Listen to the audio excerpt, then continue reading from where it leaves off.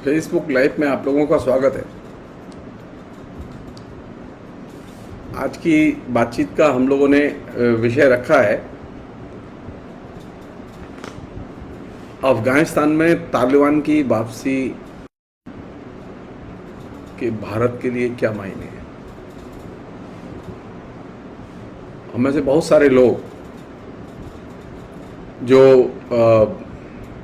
भारत की राजनीति में और भारत की विदेश नीति में रुचि रखते हैं, भारत में जो अभी चल रहा है उसमें दिलचस्पी रखते हैं, उसके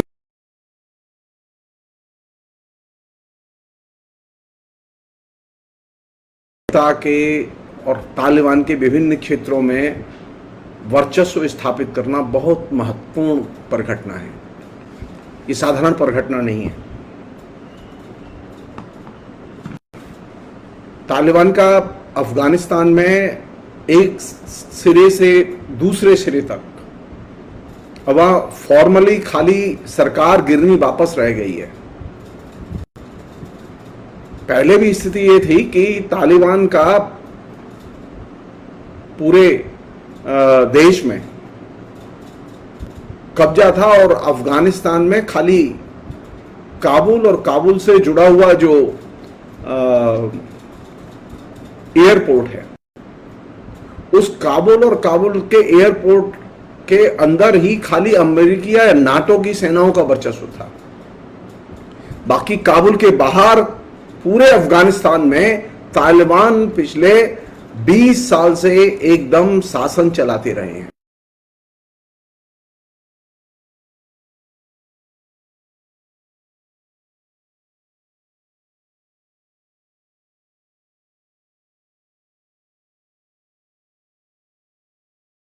तो 20 साल से काबुल और काबुल का जो एयरपोर्ट है वो उसे छोड़ के उनका पूरे देश पर कब्जा था। नाटो की सेनाओं का खाली काबुल और काबुल के अंदर कंट्रोल था। और ये सो कॉल्ड जो वहां इलेक्टेड गवर्नमेंट है, वो इलेक्टेड गवर्नमेंट एक तरह से अमेरिका की पॉपेट गवर्नमेंट की तरह काम करती रही, क्योंकि लोकतंत्र के विकास के लिए जो चीज जरूरी है वो तो अमेरिका ने वहां की नहीं। तो पहली चीज वो ये कि अफगानिस्तान में नाटो की सेनाएं जो अमेरिका के नेतृत्व में पिछले 20 साल से डेरा डाले हुए थी, उनके बारे में यह कहा गया कि वे सितंबर तक पूरी तरह से वहां से हट जाएंगी, और वे तकरीबन हट गई हैं। वहां तकरीबन अभी 950 या 1000 के करीब सैनिक हैं, जो उसमें से 600 650 सैनिक जो है वो अमेरिकी एम्बेसी की सुरक्षा के लिए रखे गए हैं, और 3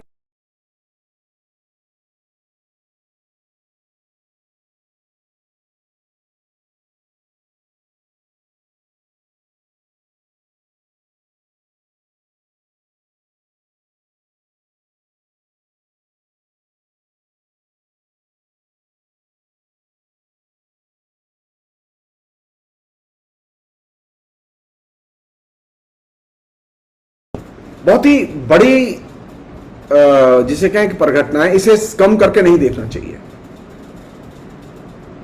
अमेरिका एक जमाने में वियतनाम में हारा था, और वियतनाम की जनता ने और वियतनाम की जो कम्युनिस्ट पार्टी थी उसके नेतृत्व ने अमेरिका को परास्त किया था।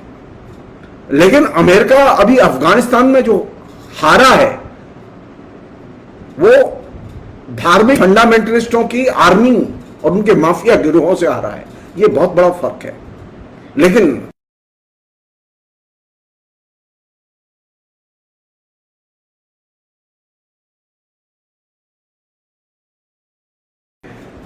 सेना के बल पर बम गिरा के तमाम अत्याधुनिक हथियारों के जरिए आप आतंकवाद को कुचल देंगे, उन लोगों के लिए यह बहुत बड़ा सबक है। और खासतौर पर नरेंद्र मोदी जैसे लोगों के लिए तो सबसे बड़ा सबक है, जो ये सोचते हैं कि हम सेना के बलबूते पर आतंकियों को कुचल देंगे। ये दिमाग से निकाल देनी चाहिए बात। अफगानिस्तान का एक ही मैसेज है, अफगानिस्तान का एक ही मैसेज है सारी दुनिया के लिए कि आतंकवाद को आप सिर्फ सेना के बल पर कुचल नहीं सकते, और खासतौर पर अमेरिकी सेना के बल पर तो एकदम ही नहीं कुचल सकते। आतंकवाद को कुचलने के लिए जब तक आपके पास में स्थानीय जनता और स्थानीय लोकतांत्रिक संस्थाओं की मदद या सपोर्ट न हो, आप आतंकवाद को कुचल नहीं सकते। हमने पंजाब में आतंकवाद को कैसे कुचला?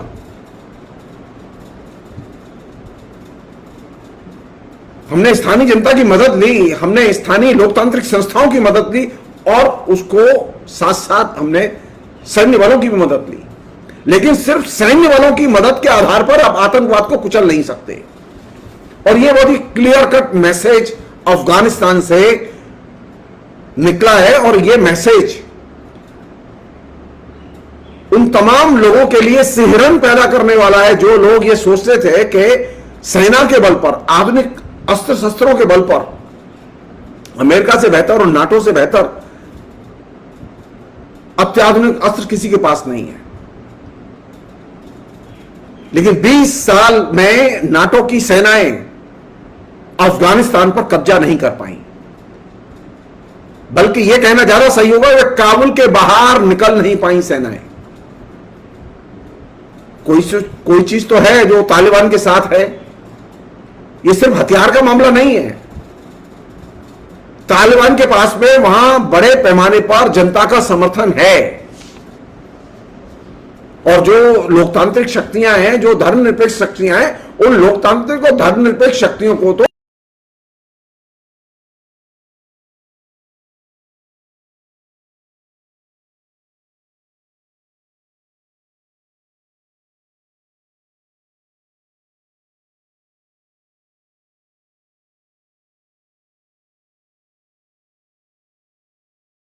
चरित्र को बचाने के लिए प्रयत्नशील थे, और अफगानिस्तान के धर्मनिरपेक्ष चरित्र को बचाने के लिए ही सोवियत संघ की सेना भेजी गई थी। लेकिन अमेरिका ने धार्मिक फंडामेंटलिस्टों की सेना खड़ी की, मुजाहिदीन की सेना खड़ी की। कालांतर में तालिबान को खड़ा किया। बाकायदा मुजाहिदीनों को और तालिबान को सीआईए से फंडिंग होती थी।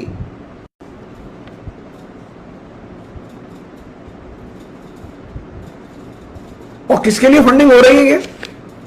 लोकतंत्र और धर्मनिरपेक्ष शक्तियों को, लोकतांत्रिक और धर्मनिरपेक्ष शक्तियों को कुचलने के लिए। सोवियत संघ की सेना अल्टीमेटली वहां से चली गई। खलक और परचम कम्युनिस्ट पार्टी और उनके कार्यकर्ताओं को एकदम कुचल दिया गया, फंडामेंटलिस्टों ने कुचला। कम्युनिस्ट पार्टी के तो अनेक नेताओं ने भारत में आके शरण ली। वहां के जो राष्ट्रपति थे नजीबुल्लाह, उन्होंने भी भारत में आके शरण ली। तो फंडामेंटलिस्टों को कम्युनिस्टों के खिलाफ, जो कम्युनिस्ट लोकतंत्र के समर्थन में अफगानिस्तान में मदद करने आए थे, जो कम्युनिस्ट अफगानिस्तान में जनतंत्र के लिए और जनता की रक्षा के लिए लड़ रहे थे, उनको कुचलने के लिए मुजाहिदीनों को खड़ा किया गया और बाद में तालिबान को खड़ा किया गया। और क्या कह के खड़ा किया गया? यह कह के खड़ा किया गया कि अफगानिस्तान में लोकतंत्र की स्थापना हम करेंगे, यानी अमेरिका। अफगानिस्तान में समृद्धि लौटेगी। लोकतंत्र की स्थापना और समृद्धि के सपने को प्रोपेगेट करते हुए वही अच्छे दिन आएंगे। अमेरिका ने इंटरवीन किया और 9/11 की घटना को आधार बना के इंटरवीन किया। और आज क्या स्थिति है? 20 साल बाद अमेरिका खाली हाथ अपने 4,500 से अधिक सैनिकों को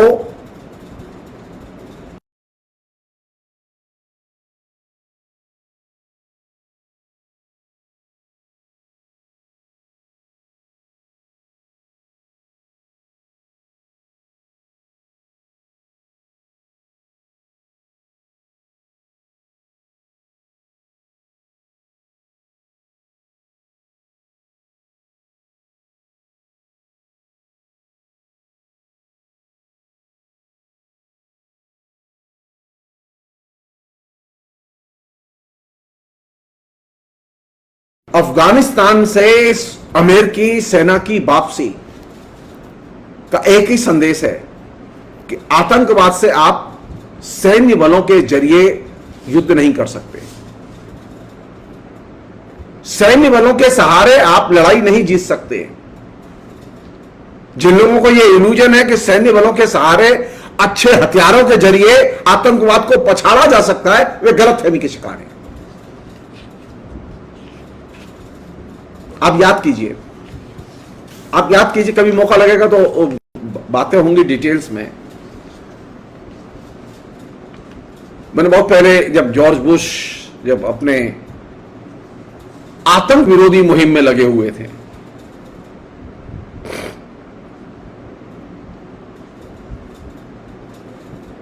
जैसे अभी हमारे पीएम साहब लगे हुए ना आतंक विरोधी मुहिम में पिछले 7 साल से। चुनाव के पहले अचानक आतंकवाद जग जाता है और वो बस आतंकवाद जो है वो चुनाव में जिता के ले जाता है, और वो आतंकवाद से ही लड़ रहे हैं अभी। जॉर्ज बुश ने तकरीबन 1500 के करीब स्पीच दी थी, जिसमें कि उसने बाकायदा कॉन्स्टेंटली आतंकवाद विरोधी चिंताएं, आतंकवाद की समस्याएं, आतंकवाद के खिलाफ में जनता को एकजुट करो, और आतंकवाद का जो सबसे बड़ा एनिमी है वो कौन है? इराक। और बाद में आतंकवाद के दूसरे बड़े एनिमी के तौर पर उन्होंने बिन लादेन और अफगानिस्तान।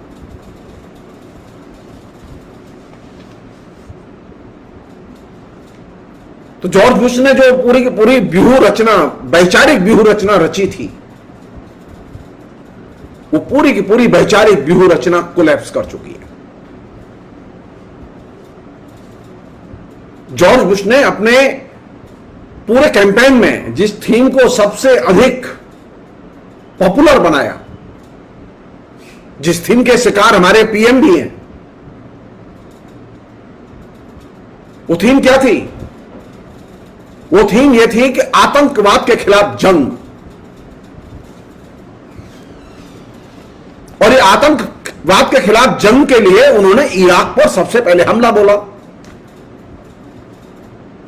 और इराक पर हमला बोलने के लिए उन्होंने झूठ के अनंत किस्से गढ़े, और उसमें सबसे बड़ा झूठ था कि इराक के पास में जनसंहारक अस्त्र हैं।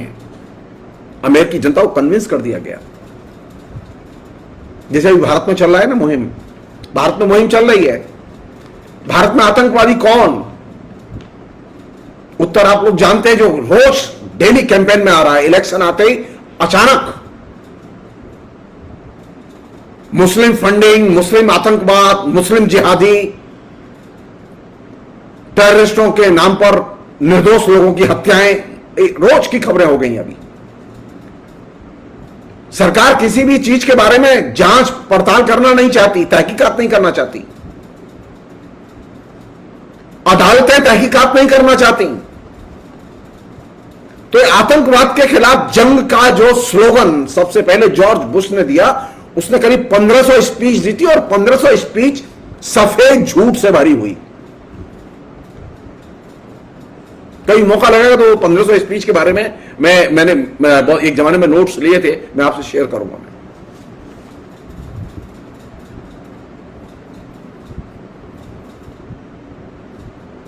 और जो इराक के खिलाफ झूठ का माहौल बनाया गया, उसके आधार पर इराक में हमले किए गए, और उन हमलों को और इराक के खिलाफ जंग को बाद में ओबामा एडमिनिस्ट्रेशन ने कैरी आउट किया। इराक में क्या निकला? इराक एक संप्रभु राष्ट्र के तौर पर नष्ट कर दिया गया। और इराक में कौन सी चीज निकली? लोकतंत्र नहीं आया। लोकतंत्र के नाम पर जो वायदे किए गए थे, उनमें से एक भी वायदा अमेरिकी प्रशासन और नाटो की सेनाओं ने पूरा नहीं किया, बल्कि एक नए टेररिस्ट ऑर्गेनाइजेशन का जन्म हुआ, जिसे हम लोग जानते हैं आईएस के नाम से।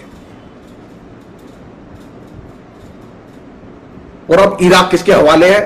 कहने के लिए कठपुतली सरकार है, लेकिन नीचे इराक का पूरा तंत्र, इराक का पूरा तंत्र में जो उसकी इकोनॉमी का हिस्सा था, उस इकोनॉमी के हिस्से को अमेरिकी सरकार ने, जिसे हम लोग ऑयल कहते हैं, उसको अमेरिकी सरकार की जो कंपनियां थी उन्होंने अपने कब्जे में ले लिया, और बाकी जो देश है वो आईएसआईएस के हवाले है।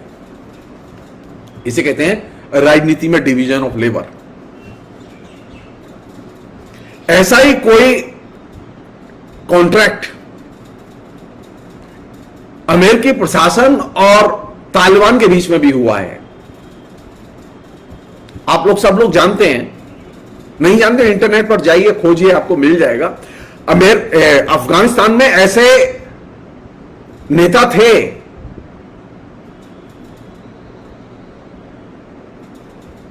जो तालिबान के खिलाफ में, अलकायदा के खिलाफ में लड़ रहे थे। उन सभी नेताओं को, उनके सभी संगठनों को अमेरिकी सेना ने बमबारी करके बर्बाद किया और तालिबान को ताकतवर बनाया।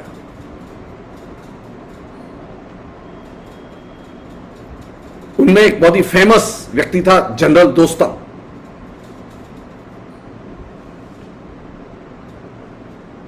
बहुत ही सेक्युलर किस्म का व्यक्ति, बहुत ही धार्मिक फंडामेंटलिज्म के खिलाफ में गहरी नफरत करता था। वो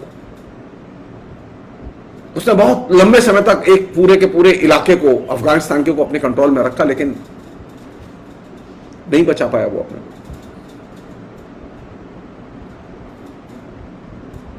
तो मैं जो आपसे पहली चीज जो शेयर करना चाहता हूं वो ये कि अफगानिस्तान में कोई डील जरूर हुई है, बिना डील के निकले नहीं है। और हुआ क्या? हुआ ये कि ऐसा नहीं है कि ये जो अमेरिका के राष्ट्रपति आए हैं, जो बिडेन साहब, ये बिडेन साहब ने अचानक आते ही ये विड्रॉल का कॉल दे दिया कि नहीं, अब 11 सितंबर को अमेरिकी सेनाएं अफगानिस्तान से निकल आएंगी। जी नहीं, फरवरी 2020 में ट्रंप एडमिनिस्ट्रेशन ने कतार में बाकायदा तालिबान के साथ में लिखित डील की कि हम वापस चले जाएंगे। बिडेन ने तो खाली जो ट्रंप जो एश्योरेंस, जो ब्लूप्रिंट तैयार करके गए उसे कैरी आउट किया, उसी तरह जैसे कि बुश ने जो ब्लूप्रिंट तैयार किया था उसे कैरी आउट ओबामा ने किया। युद्ध के प्रश्न को लेकर, आतंकवाद के खिलाफ में सो कॉल्ड युद्ध के सवाल को लेकर रिपब्लिकन और डेमोक्रेट्स दोनों के ही राष्ट्रपति एक मत हैं, उनमें कोई डिफरेंस नहीं है।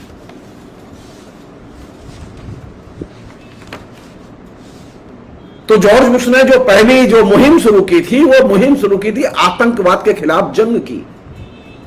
और जब वो आतंकवाद के खिलाफ जंग में वो जीत नहीं पाए, यानी इराक में वो आतंकवाद खत्म नहीं कर पाए और वह आईएसआईएस जैसा संगठन पैदा हो गया और उसने पूरे देश को अपने कब्जे में ले लिया, और ऊपर एक वहां पॉपेट गवर्नमेंट थी जो अभी भी है, लेकिन नीचे उसका कोई कंट्रोल नहीं है। तो बुश साहब ने एक दूसरा कैंपेन लॉन्च किया, और संयोग से उस दूसरे कैंपेन को लॉन्च करते समय उन्होंने जो चीज कही थी उसने सारी दुनिया के लोगों को प्रभावित किया, भारत सरकार को भी प्रभावित किया, और जो मौजूदा सरकार है उस कैंपेन से सबसे अधिक प्रभावित है। वो कैंपेन क्या था कि अब आतंकवाद के खिलाफ जंग नहीं, अब आतंकियों को उत्पीड़ित करने की और एलिमिनेट करने की जंग है। सो आतंकवाद रहेगा लेकिन आतंकवादी मार दिए जाएंगे, और ये जो आतंकियों को उत्पीड़ित करने और एलिमिनेट करने की जंग के तौर पर ही इसी फ्रेमवर्क में अफगानिस्तान सेनाएं भेजी गई नाटो की, अमेरिका के नेतृत्व में। और यही वो जगह है जहां से कि इस पूरे इलाके में हम होता है आए दिन ये खबर आती है ना, कश्मीर में आतंकवादी ढेर, आपको मालूम ही नहीं है, कोई प्रमाण नहीं है कौन सा आतंकवादी था कौन सा नहीं था, कोई नहीं जानता। पहले कहा गया कि नोटबंदी होगी तो आतंकवाद खत्म हो जाएगा, लेकिन नोटबंदी के बाद आतंकवाद खत्म नहीं हुआ। फिर कहा गया कि अगर हमारी सरकार बनेगी तो वहां पर आतंकवाद खत्म हो जाएगा। नरेंद्र मोदी की सरकार बन गई महबूबा मुफ्ती के साथ में तो आतंकवाद खत्म नहीं हुआ। फिर कहा गया कि नहीं, अब हम सीधे डील करेंगे, तो अब सीधे डील किया तो आतंकवाद खत्म नहीं हुआ। तो उन्होंने लगा कि अरे नहीं, 370 हटा देते हैं तब आतंकवाद खत्म हो जाएगा, लेकिन 370 हटाने के बाद भी आतंकवाद खत्म नहीं हुआ।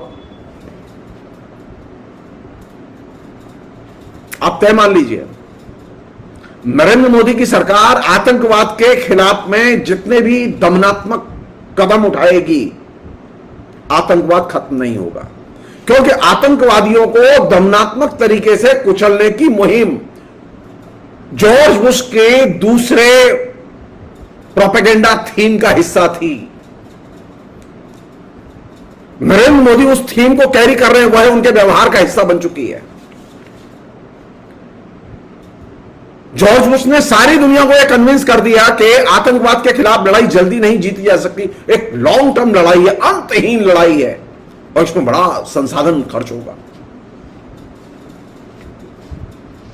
क्योंकि पहली जो थीम थी वो पिट गई, और जब पहली थीम पिट गई तो दूसरी थीम बनानी थी प्रोपेगेंडा के लिए।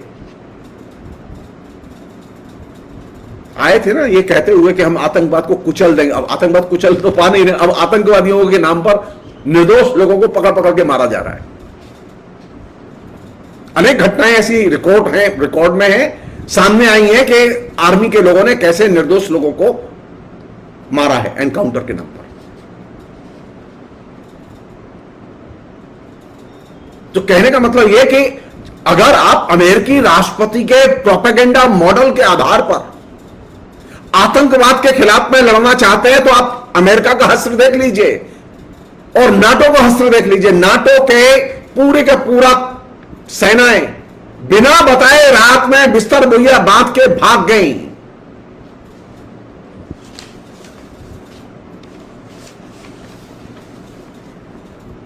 बुरा हाल है। अफगानिस्तान की सरकार और अफगानिस्तान की सेना बुरी तरह से, एक तरह से उसकी चूल्हे हिल चुकी हैं, क्योंकि उनके पास में सपोर्ट में तालिबानियों से लड़ने के लिए शक्ति नहीं है। तो प्रतिदिन किसी दिन 10, किसी दिन 15, किसी दिन 20 जिले लगातार वहां तालिबानों के प्रशासन के तहत आते चले जा रहे हैं।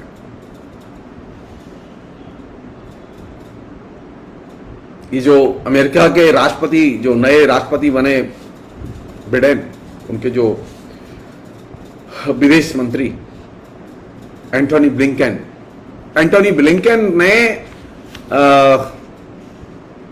बेल्जियम जाके, बेल्जियम नाटो का हेडक्वार्टर था, बेल्जियम जाके नाटो के हेडक्वार्टर में अपने जो सहयोगी राष्ट्र थे उनके साथ में उन्होंने मंत्रणा की और कहा कि हम लोग तो भाई मिलके लड़ते रहे हैं।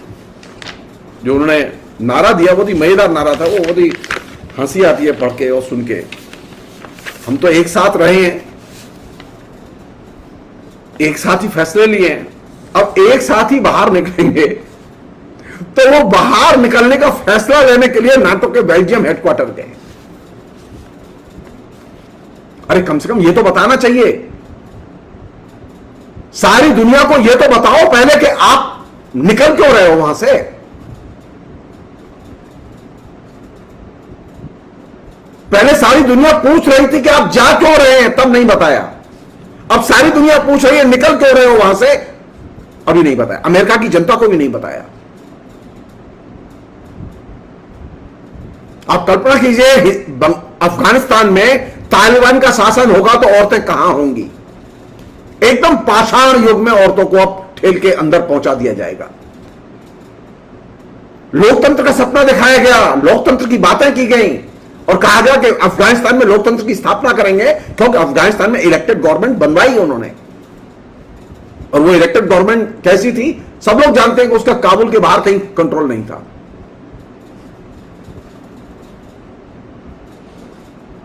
तो अमेरिका के बलबूते पर आप आतंकवाद से, अमेरिका के दृष्टिकोण से आप आतंकवाद से कभी लड़के विजय हासिल नहीं कर सकते। और ये दूसरा मैसेज भारत के लिए है और भारत के प्रधानमंत्री के लिए है कि अगर अमेरिका के प्रोपेगेंडा मॉडल के आधार पर, अमेरिका की सैन्य रणनीति के आधार पर अगर आप आतंकवाद से लड़ना चाहते हैं और लड़ने की कोशिश कर रहे हैं, तो आपके हाथ पराजय के अलावा और कोई चीज नहीं लगेगी। आतंकवाद से लड़ने के लिए पहली शर्त है कि स्थानीय जनता की आपके पास में मदद हो, समर्थन हो। स्थानीय जनता के समर्थन के बिना आप आतंकवाद से नहीं लड़ सकते। नाटो की सेनाओं की सबसे बड़ी कमजोरी यह थी कि उनके पास में स्थानीय जनता का समर्थन नहीं था। इराक में अमेरिका के नेतृत्व में जब नाटो ने हमला किया तो अमेरिकी प्रशासन के हाथ में और सेना के पास में इराकी जनता का समर्थन नहीं था और परिणाम सामने है।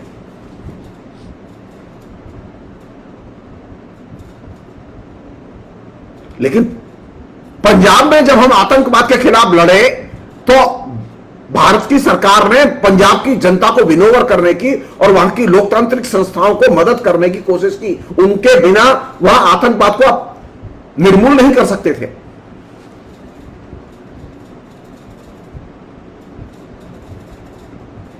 जम्मू कश्मीर में जो शांति लौटी, जम्मू कश्मीर के सिर्फ 3 बॉर्डर डिस्ट्रिक्ट थे जहां पर क्या शांति थी। मनमोहन सिंह की सरकार ने पूरी शिद्दत के साथ में कोशिश की कि वहां इलेक्टेड गवर्नमेंट फंक्शन करे और आतंकवादियों को धीरे धीरे धीरे धीरे उनके दायरे सीमित कर दिए जाएं, और वो 3 डिस्ट्रिक्ट में सिमट के रह गए थे। क्यों? क्योंकि लोकतांत्रिक फंक्शनिंग, लोकतांत्रिक प्रणाली और जनता का समर्थन यह बहुत बड़ी चीज थी।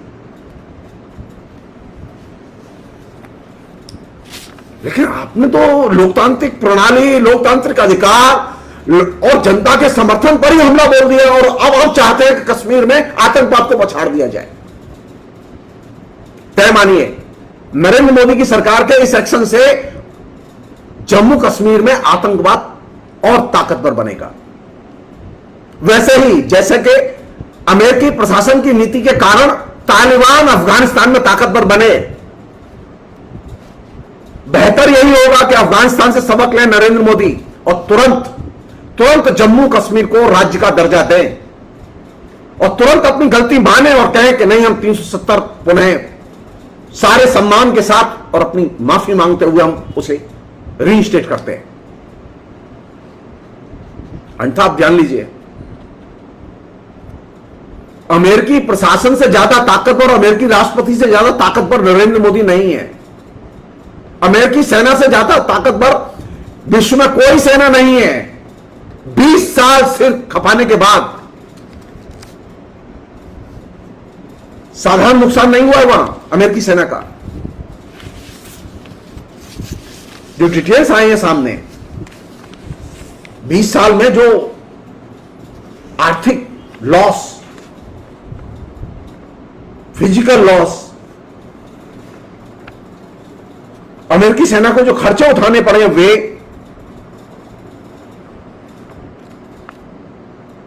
वो अरबों खरबों में, $1 ट्रिलियन का मामला है।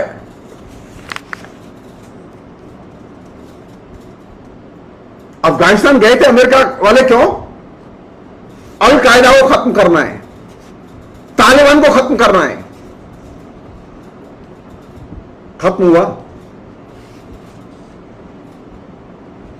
नहीं। तो झूठ किस लिए बोला गया? आप एक चीज सीख लीजिए और एक चीज दिमाग में रखिए हमेशा, ये जो शासक है जो आतंकवाद के खिलाफ में लड़ने का बार बार जय घोष करते रहते हैं कि हम लड़ने जा रहे हैं, ये आतंकवाद से लड़ने नहीं जाते, बल्कि ये आपके दिमाग में उसके बहाने किसी न किसी समुदाय विशेष के खिलाफ जहर भरने के लिए जाते हैं। ये आतंकवाद के खिलाफ जो मुहिम शुरू की जॉर्ज बुश ने, जिसको 9/11 की घटना के बाद में एकदम क्लाइमेक्स पर पहुंचा दिया गया, सारी दुनिया में मुसलमानों के खिलाफ में गहरी नफरत के बीज बोए गए। मुसलमानों को सारी दुनिया में अमेरिकी प्रोपेगेंडा मशीनरी ने आतंकवादियों का प्रतीक रूप बना के छोड़ दिया, जबकि मुसलमान ऐसे नहीं होते। मुसलमान आतंकवाद का समर्थन नहीं करते, आतंकवाद का समर्थन अमेरिका करता है। तालिबान को खड़ा और मुजाहिदीन को खड़ा अमेरिका ने और CIA की फंडिंग से किया गया। ऑफिशियली सीनेट से मुजाहिदीन के लिए फंड सैंक्शन करके मुजाहिदीन को खड़ा किया गया। ऑफिशियली अमेरिका ने पाकिस्तान के अंदर मुजाहिदीनों के कैंप लगवाए और फंड देकर अमेरिकी आदेश पर पाकिस्तान के सैनिकों से उनको प्रशिक्षण दिलवाया गया। मुसलमान आतंकवादी नहीं होते। यह अमेरिका का प्रोपेगेंडा था। इस प्रोपेगेंडा ने सारी दुनिया में मुसलमानों के खिलाफ में नफरत के बीज बोए, और हम लोग बोलते नहीं हैं। हम लोग आराम से मान के चलते मुसलमान है तो जरूर देशद्रोही होगा, मुसलमान है तो जरूर वो कोई ऐसा काम कर रहा होगा जो कि जनता के खिलाफ होगा, जबकि ऐसा है नहीं। ये सारी की सारी चीजें आपके अंदर,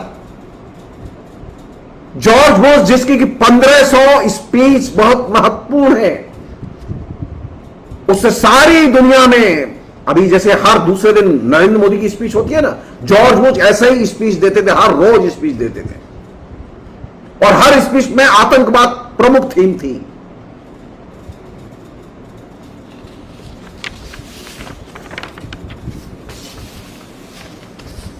क्या परिणाम निकला? 20 साल तालिबान से लड़ने के बाद 20 साल में तालिबान का बाल बांका नहीं कर पाया अमेरिका। और दुर्भाग्य की बात है कि अब जब अमेरिका वहां से निकला है तो किसके हाथों परास्त होकर निकला है? धार्मिक फंडामेंटलिस्टों की सेना के हाथों परास्त होकर निकला है। अब अफगानिस्तान पर शासन कौन लोग करेंगे? धार्मिक फंडामेंटलिस्ट शासन करेंगे। सवाल है कि हमारी विदेश नीति क्या कर रही थी? कम से कम मनमोहन सिंह की सरकार के समय पे यह तो एक था कि एक एंगेजमेंट था, सोवियत संघ चीन मिलके किसी तरह से एंगेजमेंट किए हुए थे, उनको रोके हुए थे। नरेंद्र मोदी की सरकार की कोई दिलचस्पी नहीं है विदेश नीति में, क्योंकि वह एक सिरे से आंख बंद करके अमेरिका जो कह रहा है, अमेरिका जो कर रहा है वो मान रहे हैं। तालिबान के शासन से किसे फायदा होगा? अमेरिका को फायदा होगा, हमें नुकसान होगा। भारतीय उपमहाद्वीप में अशांति फैलेगी। भारतीय उपमहाद्वीप में धार्मिक फंडामेंटलिस्टों के ध्रुवीकरण की राजनीति तेज होगी। कांग्रेस के 1000 दोष होंगे, 1000 गलतियां होंगी, लेकिन कांग्रेस ने कम से कम एक एंगेजमेंट रखा था विदेश नीति का कि तालिबानों के साथ में एक एंगेजमेंट रखो, उन्हें व्यस्त रखो, और वहां पर डेवलपमेंट के तमाम प्रोजेक्ट में पैसा लगाया था। आज स्थिति क्या है? आज स्थिति है कि अब वो सारी चीजें अब विड्रॉल की स्थिति में, और आज के अगर दैनिक भास्कर की खबर पर विश्वास कर लें तो अब वहां भारत सरकार अपना दूतावास या वो चीजें बंद करने जा रही है, जो वहां कार्यालय, सरकारी कार्यालय 2 तो बंद हो चुके हैं ऑलरेडी। कई और देश अपने दूतावास बंद करने जा रहे हैं, कई बंद कर चुके हैं, क्योंकि किसी सुरक्षा की कोई गारंटी नहीं है। तो अमेरिका अफगानिस्तान से बिना आतंकवादियों को परास्त किए लौट रहा है। इराक से अमेरिका बिना आतंकवादियों को परास्त किए लौटा। जो लोग सोचते हैं कि अमेरिका टेररिज्म के खिलाफ में विश्व चैंपियन है, वो एक गलतफहमी दिमाग से निकाल दे। अमेरिका कभी भी टेररिस्टों के खिलाफ में न तो चैंपियन रहा है, न उसने कोई स्ट्रगल किया है, बल्कि उसने टेररिस्टों की फंडिंग की, मदद की, टेररिस्टों के संगठन को खड़ा किया। और जिन लोगों को मेरी बात पर विश्वास ना हो, वो जाएं इंटरनेट पर, सब डाटा सूचनाएं अवेलेबल है कि कैसे आईएस को फंडिंग करके सीरिया में खड़ा किया गया, कैसे फंडिंग करके इराक में खड़ा किया गया, कैसे तालिबान और अलकायदा को फंडिंग करके सीआईए ने अफगानिस्तान और पाकिस्तान में खड़ा किया। अब भारत के लोकतंत्र के लिए और भारत के धर्मनिरपेक्ष राष्ट्र के संविधान की कसम खा के आपने सत्ता संभाली है, लेकिन आप एक एंगेजमेंट नहीं कर पाए कि किसी तरह से इस पूरे की पूरी मुहिम में एक भारत की बहुत महत्वपूर्ण भूमिका हो सकती है, क्योंकि भारत के पहला देश था, बड़ा देश था जिसने सबसे ज्यादा अफगानिस्तान में डेवलपमेंट पर पैसा लगाया हुआ है। लेकिन भारत सरकार अपनी ताकत का इस्तेमाल ही नहीं कर पाई, अपनी कूटनीति का इस्तेमाल नहीं कर पाई। आप कल्पना कीजिए कि ये खबरें मनमोहन सिंह की सरकार के समय नहीं आई थी, लेकिन अब आई हैं। अगर उस समय आज मनमोहन सिंह की सरकार होती तो ये छातियां पीट रहे होते बीजेपी के लोग। और आज स्थिति इतनी बदतर है कि भास्कर अखबार की खबर ध्यान से पढ़िए आप लोग, जो मैंने शेयर की है। 400 से ज्यादा जिलों के ऊपर तालिबान का कब्जा हो चुका है।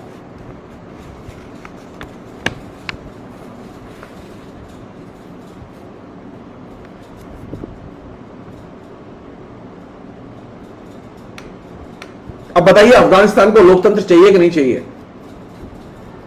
अफगानिस्तान में मानवाधिकारों की रक्षा की जानी चाहिए कि नहीं की जानी चाहिए?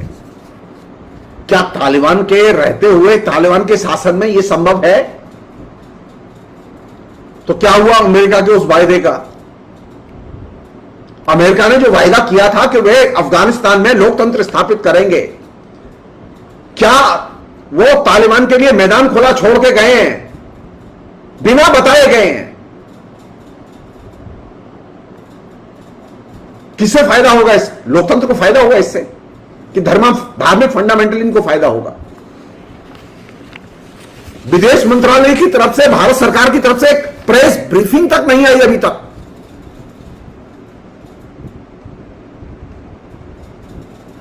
कि हमारे लिए चिंता की चीज है कि वहां तालिबान का जिस तरह से एक तरह से अपसर्ज हो रहा है, कोई प्रेस ब्रीफिंग नहीं, कोई नॉलेज नहीं, कोई जानकारी नहीं, जनता को एकदम अंधेरे में रखा जा रहा है। आतंकवाद के खिलाफ लड़ाई लड़ेंगे आप और तालिबान के सामने सरेंडर करेंगे आप। भारत के हितों को विदेश नीति में आप सरेंडर करेंगे। आपके पास कोई ऑप्शन नहीं है।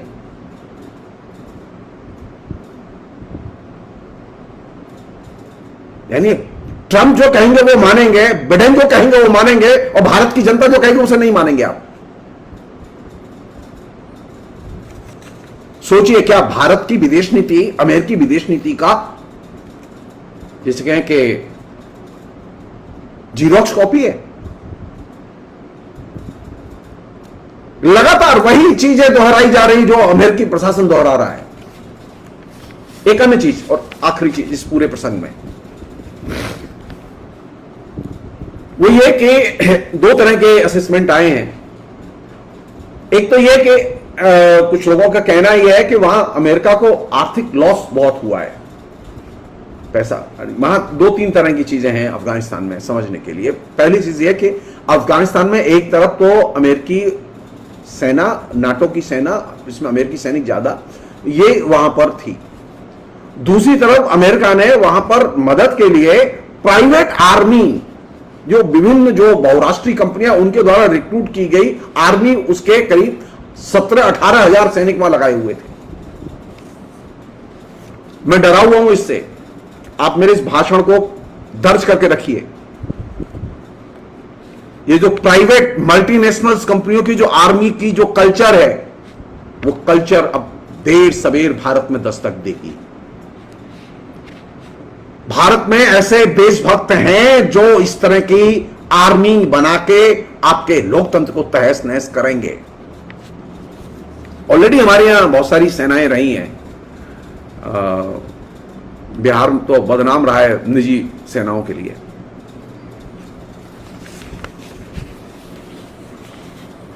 हथियारबंद गिरोह, ट्रेंड हथियारबंद आर्मी, प्राइवेट आर्मी।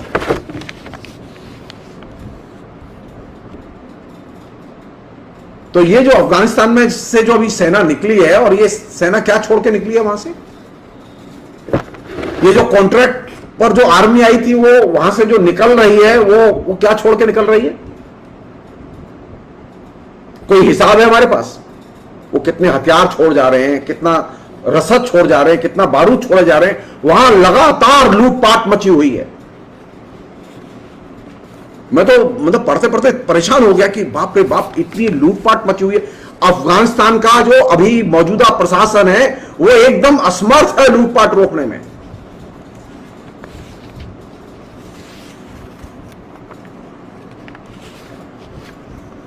तो आतंकवाद के खिलाफ में मुहिम चलाते हुए जो लोग आते हैं, वे सिर्फ अराजकता छोड़कर जाते हैं और धार्मिक फंडामेंटलिज्म छोड़कर जाते हैं। अराजकता और धार्मिक फंडामेंटलिज्म उन्होंने इराक में छोड़ा, अराजकता और धार्मिक फंडामेंटलिज्म उन्होंने लीबिया में छोड़ा, अराजकता और धार्मिक फंडामेंटलिज्म उन्होंने अफगानिस्तान में छोड़ा। और आप तय मानिए, अगर यही अमेरिकी पॉलिसी को अगर हमारे शासकों ने अडॉप्ट किया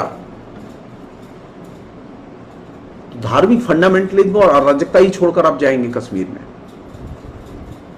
सो बेहतर यह है कि ये जो दिमाग में जो भूस भरा हुआ है कि हम आतंकवादियों के भूस भर देंगे, अरे भूस भरना बंद करके दिमाग से काम लो, हथियार से नहीं बुद्धि से काम लो। वे उपाय करो जिससे कि कश्मीर और जम्मू की जनता आपको दिल से प्यार करे, उसको विनोवर करने की कोशिश करो, उसके लोकतांत्रिक अधिकारों, उसके जो संवैधानिक अधिकार हैं उनको रीइंस्टेट करो। लोकतांत्रिक और संवैधानिक अधिकारों को ध्वस्त करके आप आतंकवाद को ध्वस्त नहीं कर सकते।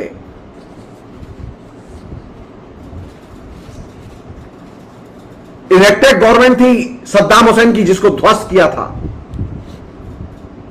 और न्यू डेमोक्रेसी के नाम पर ध्वस्त किया था, लेकिन इराक में डेमोक्रेसी नहीं आई। एक और चीज है जो कि मैं शेयर करना चाहता हूं आपसे, जो उन्होंने कहा है, पहले पे एक दो सूचनाएं शेयर कर लूं, छोटी सी हैं। वो ये कि 2001 से लेकर 2019 के बीच में कुल मिला के अमेरिका का $833 बिलियन खर्च हुआ है वहां पर। ये ऑफिशियल है, अनऑफिशियल क्या होगा वहां खर्चा, मैं उसका एक छोटा सा आपको नमूना बता रहा हूं। कुछ साल पहले ही घटना है ये, मैंने फेसबुक पर लिखा भी था, पहले 4-5 साल हो गए इस बात को। अफगानिस्तान जो अमेरिकी सैनिक काबुल में थे उनके लिए जो सप्लाई लाइन थी वो पाकिस्तान होके जाती थी और जो उनकी राष्ट्रीय राजमार्ग था उसके जरिए जाती थी, लेकिन राष्ट्रीय राजमार्ग पर सब जगह तालिबान का कब्जा था। तालिबान को और अलकायदा के ग्रुपों को पैसे दिए बिना आपका ट्रक जा ही नहीं सकता था। तो जो कंपनियां हथियार की सप्लाई, पानी की सप्लाई, खाने की सप्लाई, वस्त्र की सप्लाई का काम कर रही थी अमेरिकी सेना के लिए, उनको प्रत्येक ट्रक पर तालिबान को $1,500 घूस देनी पड़ती थी। ऑफिशियली तालिबान के जो डिप्टी चीफ था उसने बाकायदा सीनेट हाउस की कमेटी के सामने यह चीज एक्सेप्ट की, और जो कंपनी जिसके पास ठेके थे इस सप्लाई के, उस कंपनी के बॉस ने जाके वहां यह एक्सेप्ट किया कि ये घूस का पैसा हम रोज देते हैं। तकरीबन डेली 2000 ट्रक सप्लाई लेकर पाकिस्तान से अफगानिस्तान जाते थे। अब आप सोचिए कितना माल कमाते थे वो, और ये ऑफिशियली वो पैसा किससे वसूल करते थे? अमेरिका से, अमेरिका की कंपनियों से। नाटो की सेना इस वसूली को रोक नहीं पाई। तो आप तय मान लीजिए, सेना, अर्धसैन्य बल, उनके जरिए आतंकवाद के खिलाफ में जंग, उसमें वसूली कितनी बड़ी होगी? हर मुहाने पर वसूली होगी, हर जगह वसूली होगी, और लोकल दादा होंगे जो वसूली कर रहे होंगे।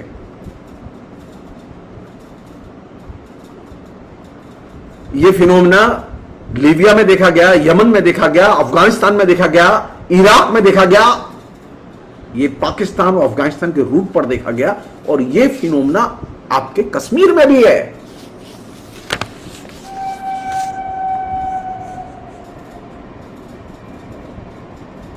आप नॉर्थ ईस्ट में भी है। नॉर्थ ईस्ट में जहां उग्रवादियों के संगठनों के कब्जे हैं, उन इलाकों में आप क्रॉस नहीं कर सकते बिना पेमेंट दिए।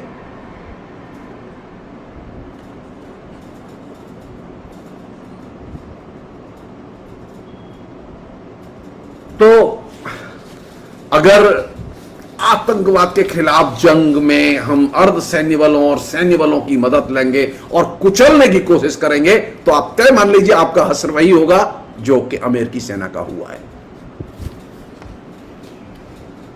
अंत में तालिबान के पास में कोई टेलीविजन नहीं है, तालिबान के पास में कोई मीडिया ही नहीं है,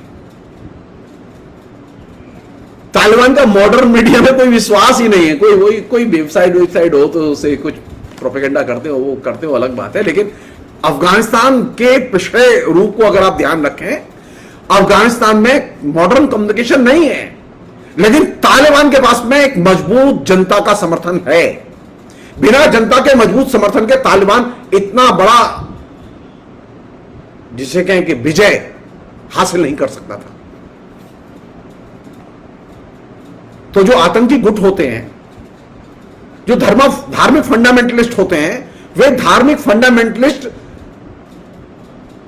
टेलीविजन के प्रोपेगेंडा के जरिए ध्वस्त नहीं किए जा सकते।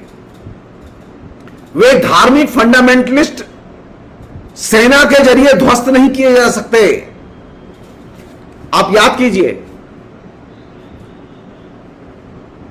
एक जमाने में जब पंजाब में उग्रवाद चरम पर था,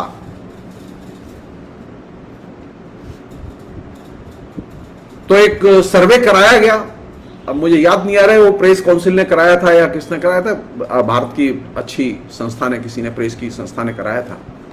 उस सर्वे में पाया गया कि अगर पंजाब में आतंकवाद को और आतंकवाद के खिलाफ जो मुहिम चल रही है और आतंकवादियों के जो हमले हो रहे हैं और आतंकवाद का जो विस्तार हो रहा है, उसे अगर ध्वस्त करना है, उसके प्रोपेगेंडा को ध्वस्त करना है, तो उसको ध्वस्त करने के लिए एकमात्र सबसे पहले पंजाब केसरी अखबार और उसके प्रोपेगेंडा पर रोक लगा दी जाए।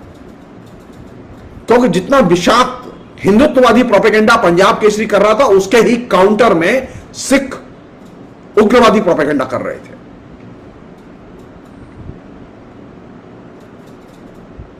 और उसके चलते हिंदू और सिखों के बीच में ध्रुवीकरण हो रहा था।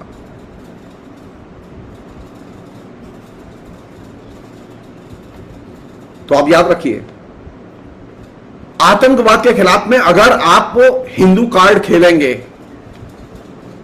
तो आप आतंकवाद को हरा नहीं सकते। आतंकवाद के खिलाफ में अगर आप मीडिया कार्ड खेलेंगे तो आप आतंकवाद को हरा नहीं सकते।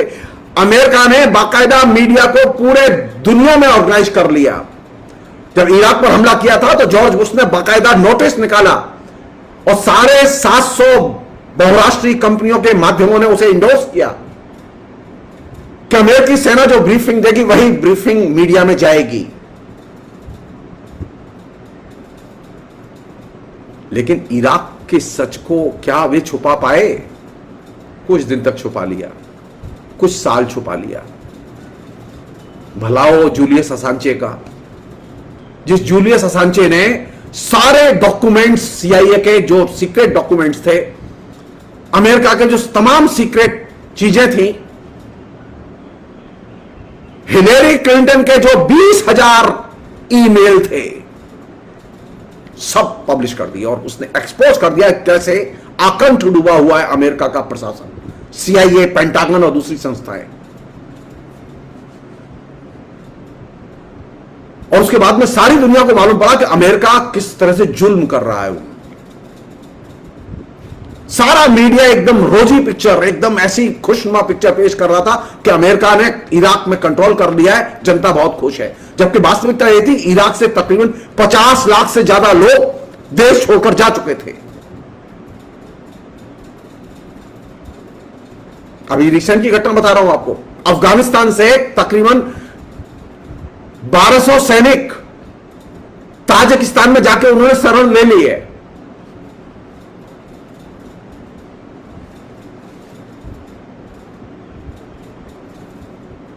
एक जमाना था भारत में अफगानिस्तान के राष्ट्रपति ने, नजीब हबीबुल्लाह ने शरण ली थी। मैं कह नहीं सकता कि अगर नरेंद्र मोदी की सरकार उस समय होती तो वो उस मुसलमान को शरण देते कि नहीं देते, मैं कह नहीं सकता।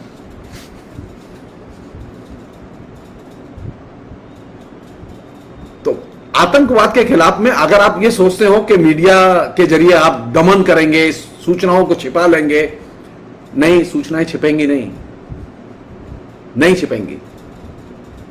आपको गलतफहमी है। कांग्रेस ये कोशिश करके थक गई लेकिन छिपा नहीं पाई।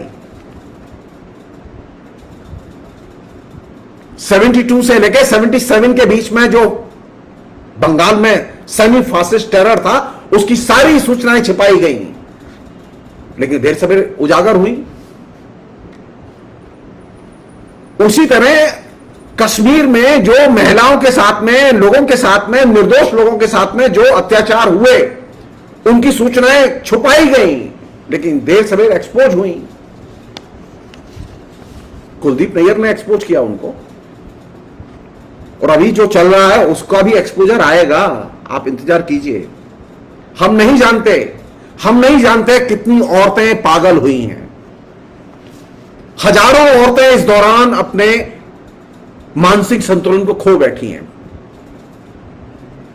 कई हजार लोग बिना किसी कारण के जेलों में बंद हैं, उनके परिवारों पर जो बीत रही है हम नहीं जानते।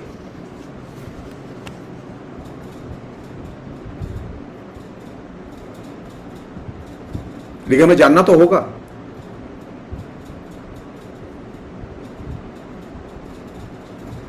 मेरे कहने से आप कभी कश्मीर चले जाइए। मैं कश्मीर गया हूं 2 बार, और दोनों बार मैंने उन इलाकों को जाके देखा जो आतंकवाद से सबसे ज्यादा प्रभावित थे। मैं उन इलाकों में नहीं गया जहां नाव में लोग घूमते हैं, वो बोट में शेयर करते हैं और वो डल झील का आनंद लेते हैं। मैं डल झील का आनंद लेने के लिए वहां नहीं गया था, मैं सिर्फ देखने के लिए गया था, लोगों से मिलने के लिए गया था। और वो मेरे लिए हॉरर की तरह था एक्सपीरियंस। मैं कल्पना कर सकता हूं कि कश्मीर का क्या हाल होगा। तो आतंकवाद से लड़ने के लिए पहली शर्त है कि जनता का दिल जीतो, जनता के लोकतांत्रिक अधिकार, संवैधानिक अधिकार, उन्हें बहाल करो, उन अधिकारों से जनता को लैस करो, तब आप आतंकवाद के खिलाफ में बेहतर ढंग से लड़ सकते हैं। इलेक्टेड गवर्नमेंट को टॉपल करके, इलेक्टेड गवर्नमेंट के राइट्स खत्म करके, स्टेट के राइट्स खत्म करके, स्टेट्स की आइडेंटिटी खत्म करके अब सोचिए अफगानिस्तान की अस्मिता किससे तय होगी? अमेरिका से तय होगी या तालिबान से तय होगी? आइडेंटिटी पॉलिटिक्स पर जो लोग विचार करते रहे हैं, वो लोग सोचें। अफगानिस्तान के लिए अफगान राष्ट्र की पहचान महत्वपूर्ण थी, लेकिन अब आपने तालिबान की पहचान महत्वपूर्ण बना दी। और किसने किया ये काम? महान लोकतांत्रिक देश अमेरिका ने। और महान लोकतांत्रिक देश अमेरिका के तलवे चाटने वाले इंटेलेक्चुअल्स भारत में इफरात में हैं, हर गली में हैं। और हमारी सत्ता तो बिल्कुल एकदम नतमस्तक पड़ी हुई है। मैं सिर्फ सूचना दे रहा हूं, मैं रिपीट कर रहा हूं इस सूचना को जानबूझ के। ये जो विड्रॉल हुआ है और अफगानिस्तान में जो तालिबान का अपसर्ज हुआ है, इसका कॉन्ट्रैक्ट साइन किया ट्रंप ने, और ये साइन फरवरी 2020 में किया। कतार में ये हुआ, अचानक नहीं है। जो ट्रंप के दोस्त थे उनको कोई इससे परेशानी नहीं हुई। आप अपनी तरफ से कुछ एंगेजमेंट, तो पॉलिसी एंगेजमेंट, कोई कूटनीतिक पहलकदमी तो कर ही सकते थे, लेकिन आपने नहीं की।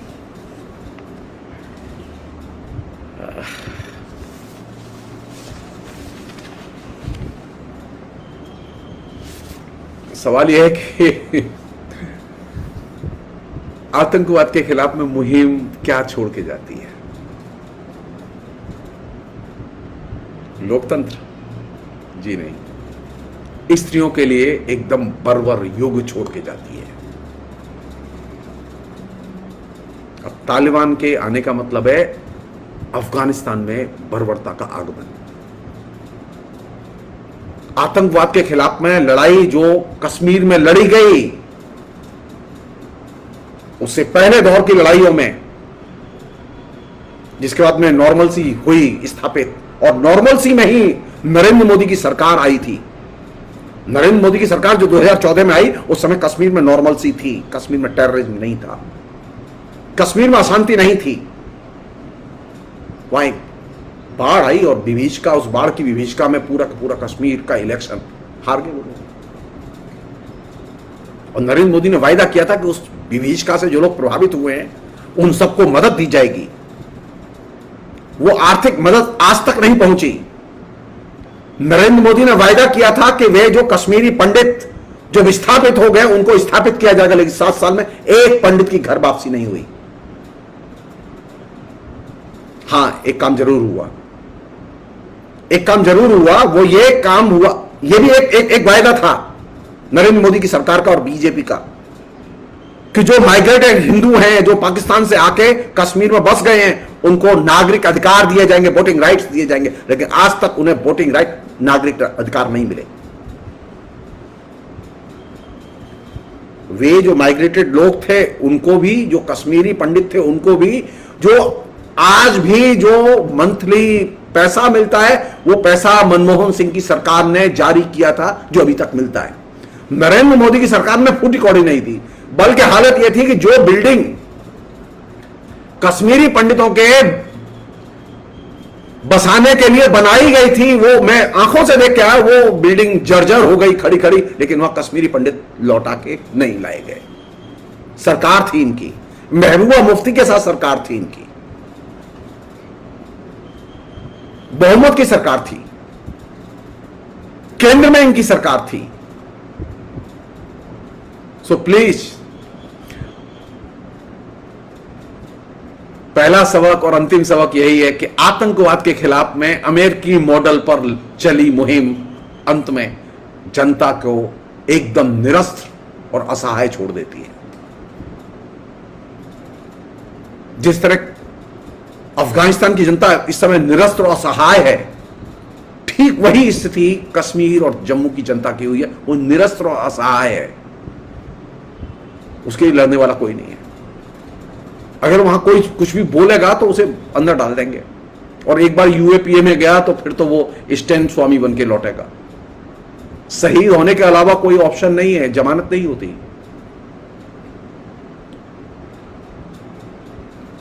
आतंकवाद का मुकाबला लोकतंत्र और लोकतांत्रिक संरचना और लोकतांत्रिक अधिकारों के जरिए ही संभव है। उसके बिना आप आतंकवाद के खिलाफ लड़ नहीं सकते। तो तालिबान के अफगानिस्तान में आने से मैं उम्मीद करता हूं कि नरेंद्र मोदी ये सबक लेंगे और जम्मू कश्मीर में अपनी आतंकवाद विरोधी तथाकथित मुहिम को स्टॉप करेंगे और वहां लोकतंत्र की स्थापना करेंगे। वहां जो राज्य के अधिकार छीने गए थे, वो राज्य के अधिकार पुनः राज्य को सौंपे जाएंगे और राज्य की जनता को हक होगा कि वह तय करे वो किस तरह जीना चाहती है, किस तरह रहना चाहती है। भारत के संविधान को लागू करने की जिम्मेदारी वहां की राज्य सरकार की होगी और राज्य की होगी, केंद्र की नहीं। और ये जो मॉडल है जिसको नरेंद्र मोदी ने अडॉप्ट किया, ये वही मॉडल है जिसका प्रचार एक जमाने में बुश करते रहे हैं। तो बेहतर यह है कि नरेंद्र मोदी अब इस अमेरिका की पराजय से सीखें, कश्मीर की जनता के बीच में लौटें, कश्मीर जाएं, जनता से अपने अपराधों के लिए क्षमा मांगें और कहें कि हम राज्य का दर्जा आपको दे रहे हैं, आपके सारे संवैधानिक लोकतांत्रिक अधिकारों की पुनर्स्थापना कर रहे हैं। और वही एकमात्र रास्ता है।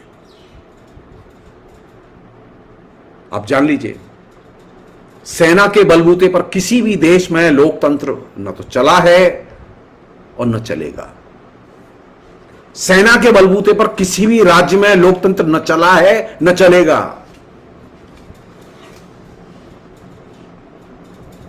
बेहतर यह है कि जनता के चुने हुए प्रतिनिधियों को हम राज्य सौंपें, उनको संवैधानिक अधिकारों को सुनिश्चित बनाएं। और यही तालिबान की पुनर्वापसी के खिलाफ एक सबसे बड़ा राजनीतिक कदम हो सकता है। अन्यथा यह खतरा है कि तालिबान जिसके बारे में हम सोच रहे थे कि वो हाशिए पर है, वो अब आपकी सरहद पर है और सरकार के साथ है। कल तक वो कैंप में थे, अब वो सत्ता में हैं। और आपकी ताकत कितनी है वो तो हमें मालूम है। मैं कई बार कह चुका हूं, फिर कह रहा हूं, आप आज तक ड्रग स्मगलरों को कंट्रोल नहीं कर पाए हैं और वे ड्रग स्मगलरों को कंट्रोल करते हैं। अफगानिस्तान का पूरा का ड्रग कार्टेल तालिबानियों के हाथ में है। वो दिल्ली तक उनकी सप्लाई होती है और आपकी कोई न सेना, पुलिस, कोई सिस्टम रोक नहीं पाता उसे। आप सोचिए उनकी नेटवर्क कितना ताकतवर है। तो बेहतर यह है कि जनता को मजबूत करो, जनतांत्रिक अधिकारों को मजबूत करो, जनतांत्रिक संस्थाओं को मजबूत करो, उन पर हमले बंद करो,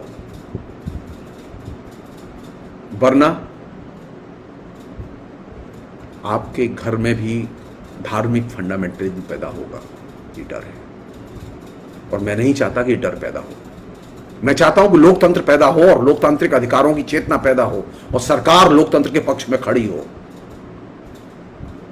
अभी तक का जो रिकॉर्ड है, मेरी डिमांड है कि भारत सरकार तुरंत एक प्रेस ब्रीफिंग करे और प्रेस का सामना करे, हमारा विदेश मंत्री और हमारा प्रधानमंत्री, और वो बताए कि अफगानिस्तान में इतना बड़ा फेल्यूर कैसे हुआ और भारत सरकार ने अफगानिस्तान के बारे में क्या कदम उठाए हैं।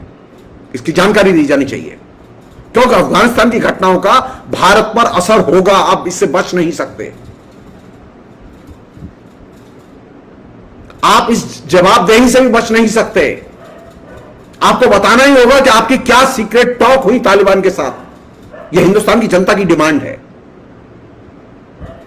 मेरा अफसोस यह है कि हिंदुस्तान के इंटेलेक्चुअल्स में इस तरह से दीमक लग चुकी है कि वे एक सामान्य सी चीज पर भी, विदेश नीति के सवाल पर भी वे एकजुट नहीं हो पाते और बोलते नहीं है।